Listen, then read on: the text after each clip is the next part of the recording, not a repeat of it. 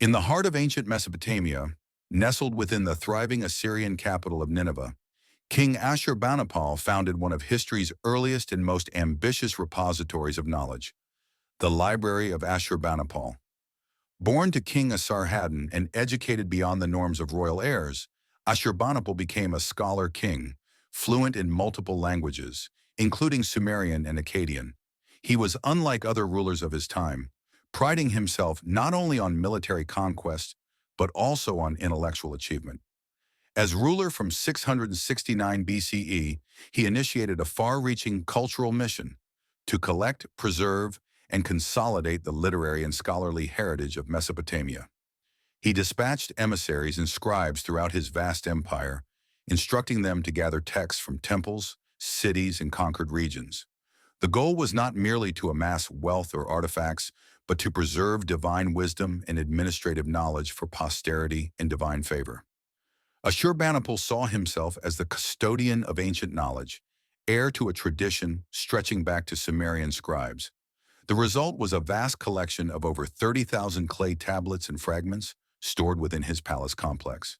These texts represented a dazzling array of human thought: epics, hymns, prayers, omens, medical treatises, astronomical observations, administrative records, and ritual instructions.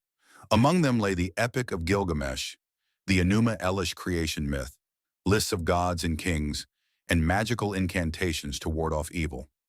Most tablets were inscribed in cuneiform script using a stylus pressed into wet clay, then dried or baked to preserve their contents.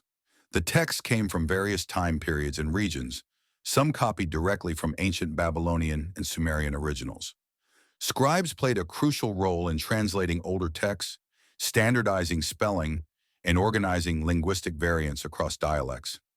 These professionals were trained for years, often working in temple schools or palace scriptoriums, mastering archaic languages to ensure accurate transmission. In preserving these texts, scribes often added colophons, notes at the end of tablets identifying the work, the scribe, or its origin. Tablets were sorted thematically. Religious texts were grouped together, as were legal documents, scientific records, and literature.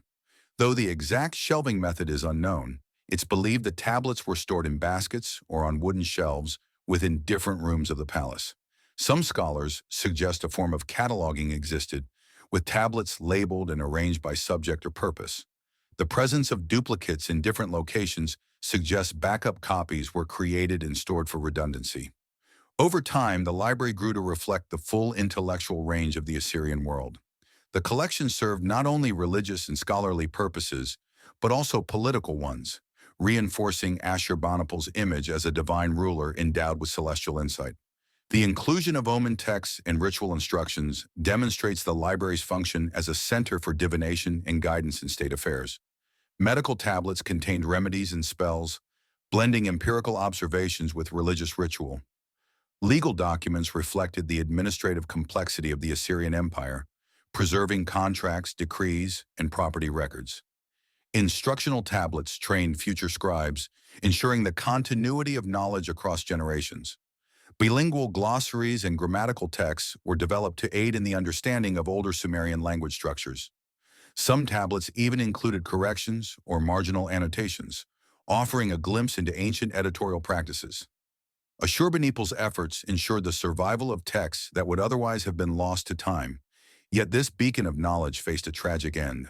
In 612 BCE, a coalition of Babylonians, Medes, and Scythians attacked Nineveh, sacking the city in a wave of violence.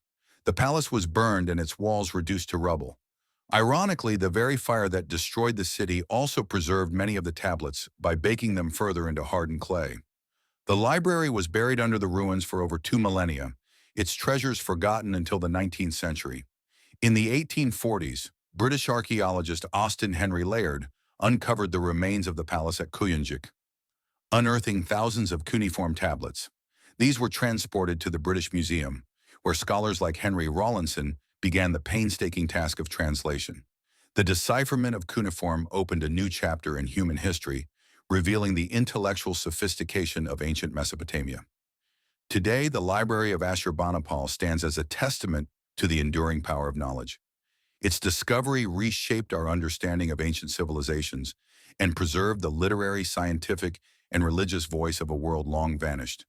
Through fragments and fire, Ashurbanipal's vision endured, echoing across millennia to remind us that the written word holds the power to transcend time.